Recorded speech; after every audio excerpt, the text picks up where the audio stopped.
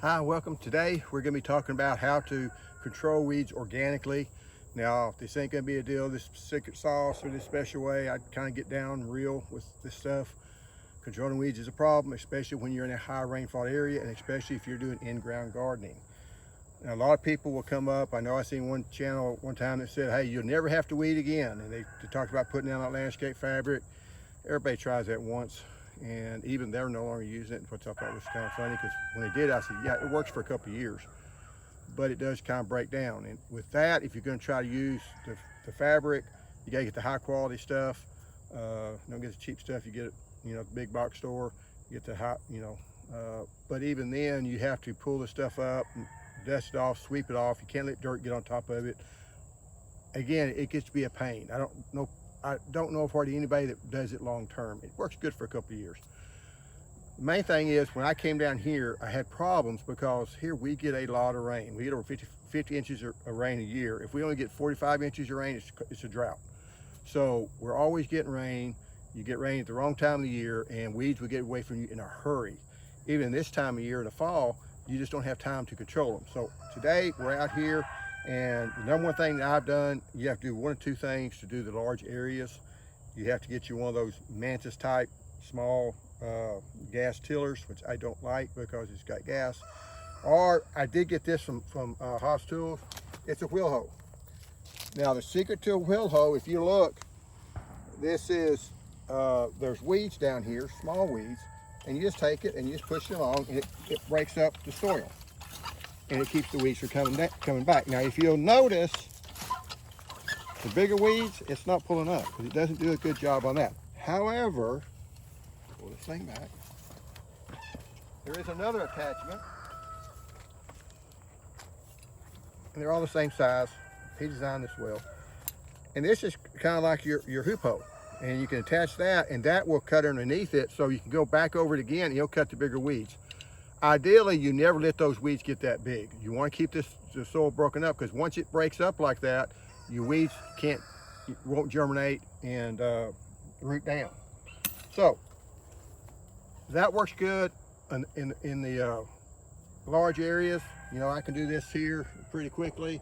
Doesn't take long, doesn't take a lot of energy. It'll give you a kind of workout. But for other areas that's bigger, you can use this. It's just regular hoop hoe, and it's good. You come up beside it, and just kind of cut underneath the weeds. All right. The only problem you got with it is fairly big, and you don't want to cut your plant down because it doesn't do any good to weed if you kill your plants. But it does work. I like it, and even you could use this if you come back and hit your bigger weeds, and that weed's dead. As long as you don't rain the next day or two, it's going to die. So it goes underneath it, and that weed doesn't look dead, but you cut the roots off of it, or you just pull the roots up. So it's going to die. You can go over here, work like that. However, the other thing that I'll use, and this is from Haas Tools also, what I like about this, you kind of get over here. This is where I'm growing my brassicas, which are looking good. They've done well. You can get in here, and you can pop them up, and you have a lot more control. You get right up next to the plant, and if I'm not going to kill one of those plants, I'm not going to post this. But you can get right up to it, and you just have more control. Like I say, it's not just the tip of it. Now, you can take the tip and knock something out if you need to, but I like just being able to run it along the edges. And once you rough that up, once you get up underneath that plant like that, it's going to die because it's going to dry out. I've done this, I think, 2 days ago. You see all this stuff is, it's dried. So those weeds won't, unless it rains right after you do it, you're okay. But I can stand here and do that. I can even come over here where I've got my carrots growing, which aren't doing real well. If I see a plant, I can go in here and pop it out. Now, when I pop it out, I'm gonna put up some carrots also. But it does save me from having to bend over and pick it up. Now the other way that you're gonna have to weed, especially with carrots, you gotta get down on your knees and just pull these weeds up. Yeah, it's a pain. But there's just not a good way to do it other than that. So I don't think that's a bad way. Sometimes that's the only way to do it. And what you want to really do is try to plant your carrots where you don't have a big weed base. Fair amount of weeds down here, because this here there was a row right here that we plowed up. If you look up over here in these, not near as many weeds. So you don't have as much of a problem with the weeds. And you know, I did go back and hand pull these, but you know, there's still just not that many, you know, weeds to do. So that's what you're going to see on weeding. There's just not a good way around it.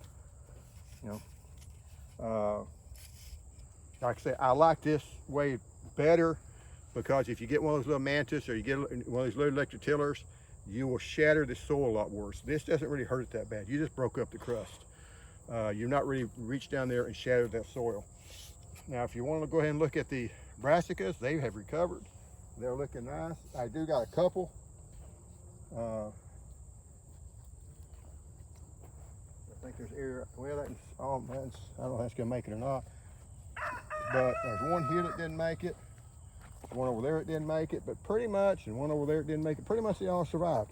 And I have not replanted any of them yet.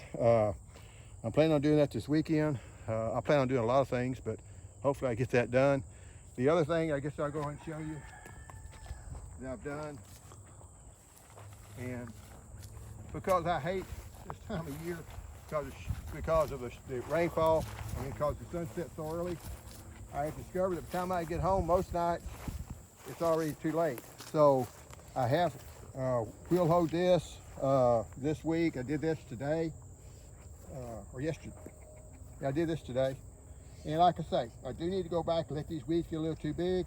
So I got to put on that other attachment, and I'll run back over it again. And that'll take the roots out from underneath all these plants and kill them. You know. But it did break up all the small ones and killed all the small plants. So there's not an easy way to do it. Weeding's going to be a problem. One thing you don't want to do, and that's what my dad always did, was you don't want to just let this stuff grow up and get big weeds. Now, is it going to happen sometimes? Yes, it happened to me this year. But it does cause problems. You let that thing blow up with waist-high weeds, they ain't gonna cut it. So you gotta get back up and till it out again. Another way you can do it also is to take a tarp, get one of those big, thick tarps, put over it, but that takes about 2 months, a month to 2 months. And for people that's fighting nutgrass and things like that in a large area like this, it'll kind of control it over time. If you keep this wheel hoe going and rough it up, and you kind of pester it to death, you keep wheel hoeing it up, it kills it up, and you just never let it really get a chance to spread. It really does a good job. Where your nutgrass really gets bad is where you just let everything go and it starts growing and it starts sending out those underground runners, rhizomes. I'm trying to remember rhizomes or stolons. The rhizomes that go underneath the ground, and then they're going to continue to spread. But if you keep knocking them off, you can eventually, control it pretty well. Because I had some, I'm talking fast again. I did have some bad nutgrass over there, and it's slowly gotten better. I've still got some, but it's not to the place that it really hurt me any. So that's kind of the quick and dirty on how to control weeds. It's just something you gotta stay after. It's just part of gardening. It's not the part of gardening that really brings you a lot of joy and satisfaction. But just don't let the weeds take over, because every time you got a weed, I mean, like this plant here, it's called pigweed. It can put a big pigweed plant, they say, can put out 100,000 seeds, and that's already starting to produce seeds there. So with one like that, just come underneath it, cut it. They do got stickers on it, and you toss it out of your garden. So, just don't let things get away from you. Don't put it off. Try to keep your stuff worked up. Cover crops work great. You don't want to have, you don't want to be like this for 9 months out of the year and growing 3. It's okay to do this for a month or so. If I'd had the time, I probably would have put in a cover crop. And the cover crop from last year, some of the seeds are coming back, and that's the daikon radishes growing here. And as you see, they will pop up in grass. So you don't see any against the fence because a horse likes them. She'll stick her head over and eat them. But anyway, that's the easiest way on controlling weeds. Cover crops, you can do tarps or do the wheel hoe, break up that soil. Don't let those plants get a chance to root down in the soil. Anyway, thanks for watching.